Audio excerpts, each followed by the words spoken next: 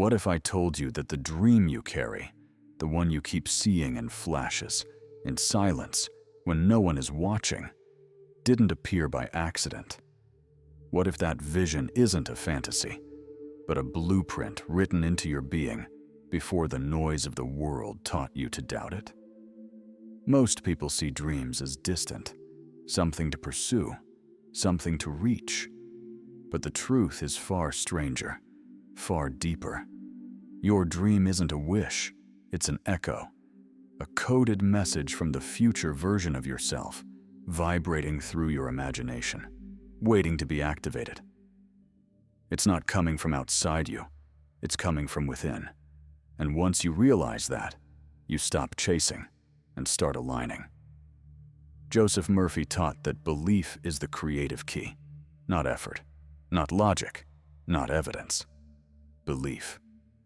Because what you truly believe forms the vibration you live in, and that vibration shapes the world around you. The problem is, most people are trying to manifest something they still see as foreign. They want it, but they don't claim it. They admire it, but they don't live it. They say, someday, never realizing that the dream has always been waiting on just one thing: permission. Not from others, not from circumstances, from you. You imagined it because it's already part of you. You felt it because your spirit recognizes its truth. That's not coincidence, that's calling. The only question now is, will you believe what your soul already knows? That quiet urge you keep feeling, the idea that keeps returning, the pull towards something greater. It's not noise, and it's not coincidence. It's your blueprint speaking. You weren't designed to live a small life. That dream inside you was planted with purpose, and the fact that it hasn't let go of you is the clearest evidence that it's part of who you are. Most people silence this voice. They trade it for logic, for safety, for approval. But the voice never stops. It might grow faint under layers of doubt, distraction, or responsibility, but it never dies. Why? Because it's not an external whisper. It's the internal signal of your potential demanding expression. Joseph Murphy often said that we are spiritual beings with creative authority, not passive observers. And that authority begins with listening. When you feel a dream calling you, it's not asking for your opinion. It's revealing who you truly are beneath all the conditioning. The dream didn't choose your neighbor, it chose you. It knows your voice, it speaks your language. And yet, the tragedy is that many mistake that calling for fantasy. They see it as something to admire, not something to own. But what you call vision is simply truth that hasn't fully surfaced. The blueprint is already in you, not to tease you, but to guide you. And the more you honor it, the more it awakens your identity. You don't need to build a new version of yourself from scratch. You need only to stop resisting who you already are. That voice inside, it's not asking for attention, it's waiting for action. The biggest lie you've been sold is that you need proof before you act, that you should wait for validation, for signs, for someone or something to confirm what you already feel. But dreams don't operate on logic. They operate on permission, and the only permission that matters must come from you. You keep looking for evidence in your bank account, your current job, your past results, to justify moving forward. But evidence follows action, not the other way around. Joseph Murphy understood this deeply. Your subconscious responds to belief, not data. When you say, "I'll believe it when I see it," you're already too late. Reality waits for your decision to start shifting.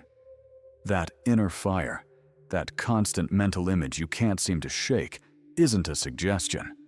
It's an assignment. But you can't fulfill that assignment while you're waiting for a sign to prove it's safe. There is no safety in greatness. There is only surrender to it. The truth is, Your fear is just a gate. And once you pass through it, you realize the lock was never real. Permission isn't a ceremony. It isn't a moment that arrives on its own. It's a silent agreement made in the mirror when you look yourself in the eye and say, "I'm no longer negotiating with doubt." It's the moment you stop asking if and start moving as if. You don't earn your dream. You claim it. Stop outsourcing your belief to people who don't carry your vision. Stop shrinking it to make others comfortable. You don't need more signs. You need more conviction. And that conviction begins the moment you say, "This dream belongs to me, and I'm done waiting to live it." The life you're living right now is a reflection, not of your deepest desires, but of your most practiced beliefs. And that's why it feels so real. But real doesn't mean permanent. It just means repeated. Joseph Murphy said it clearly. The subconscious doesn't respond to logic. It responds to consistency. And reality doesn't shape your belief. Your belief shapes reality. Faith is the substance of all creation.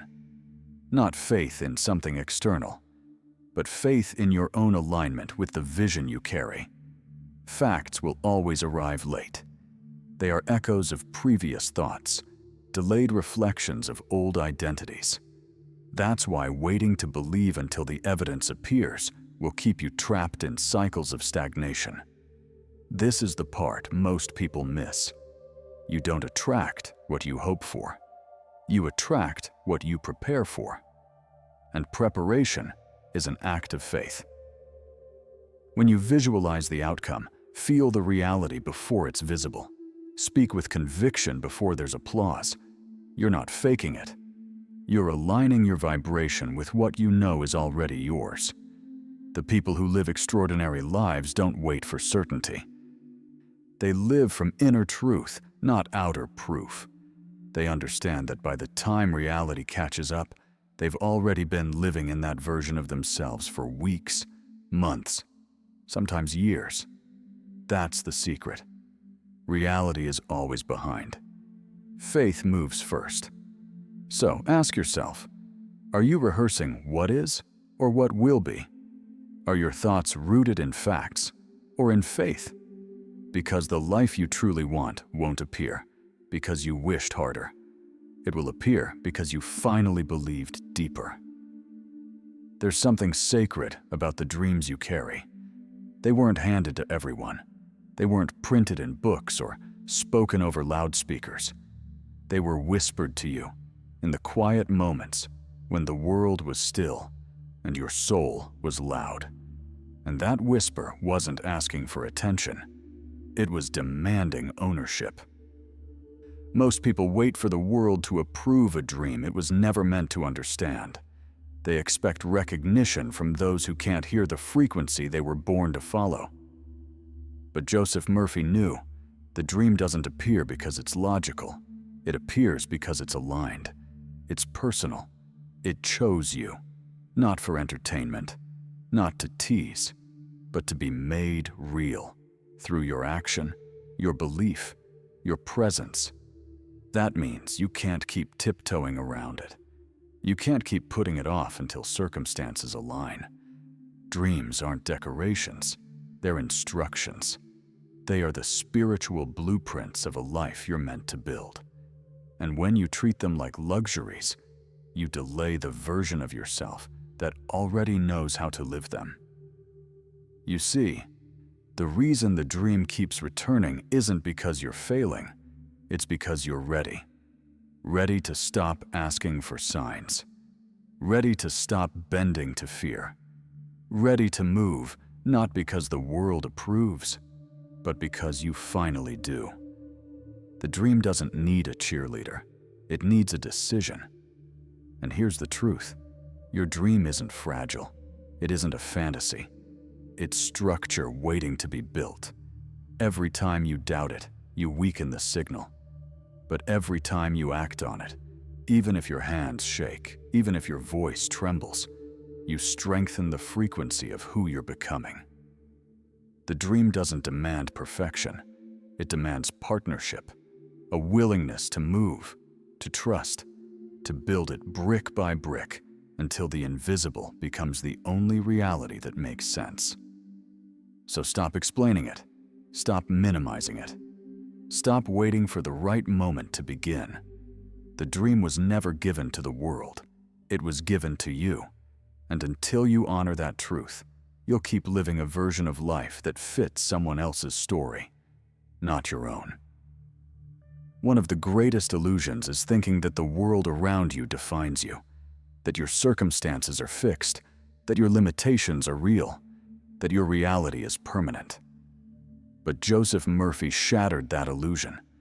The environment doesn't shape the mind. The mind shapes the environment. Your outer world is nothing more than a reflection of your inner world. And until you change within, you'll keep reliving the same scenes in different forms. You don't attract success by chance. You attract it by alignment. Every thought you feed, every emotion you nurture, every story you tell yourself, they become blueprints. And your subconscious doesn't argue with them. It accepts them and starts rearranging the world to match. That's not magic. That's law. That's vibration. That's creation. Most people look at their bank account, their job title, their history, and use those facts to calculate what's possible. But the moment you use your current reality to define your future, you lock yourself in the past. The truth is, your job isn't to react to what's visible. Your job is to broadcast what's internal until the external bends to meet it. You are the projector, not the screen. If your life feels stuck, it's not because of bad luck. It's because the same image has been running on repeat inside your mind. The patterns haven't changed, and so the results haven't either. But change the image, change the script, and the world around you has no choice but to evolve in response. This is why visualizing from the dream, not toward it, is so vital. You must begin to think, feel, and move as the version of yourself who's already arrived. Not later. Now.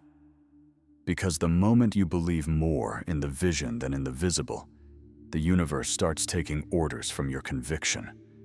Most people stand at the edge of their dreams, waiting for clarity, for confidence, for the perfect time. But the path never appears for the hesitant. The path is created by the decision, not revealed before it. This is the paradox Joseph Murphy pointed to time and time again. You don't wait for the way to open.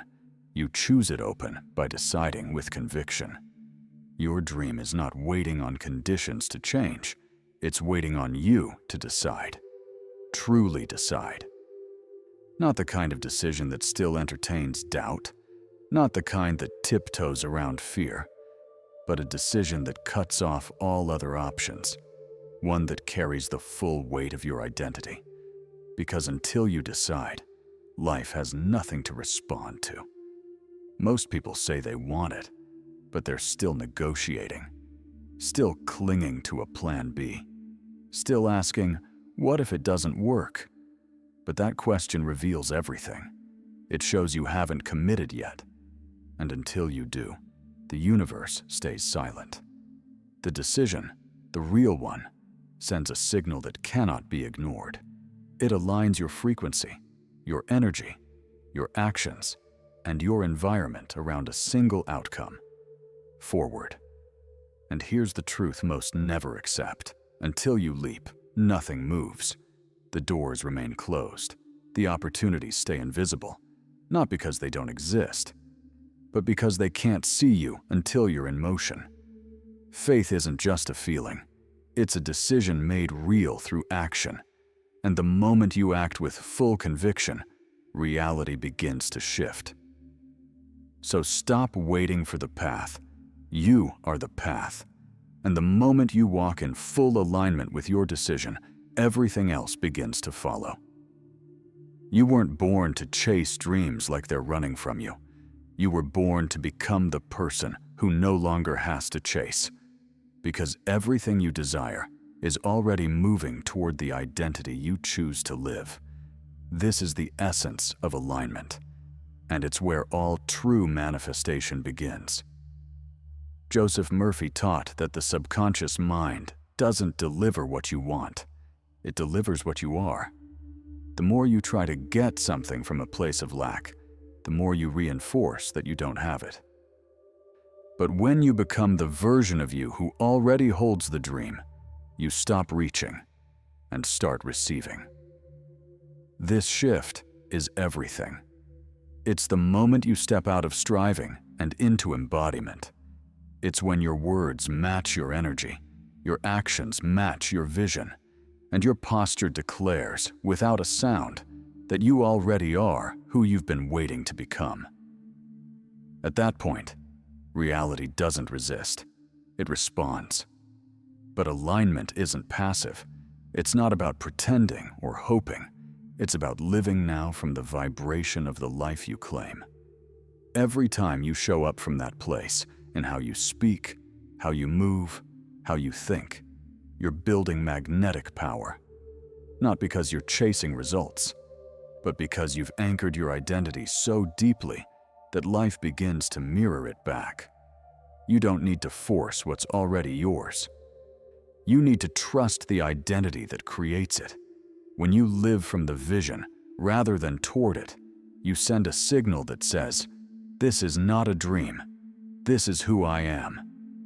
And once that belief becomes unshakable, so does everything around you.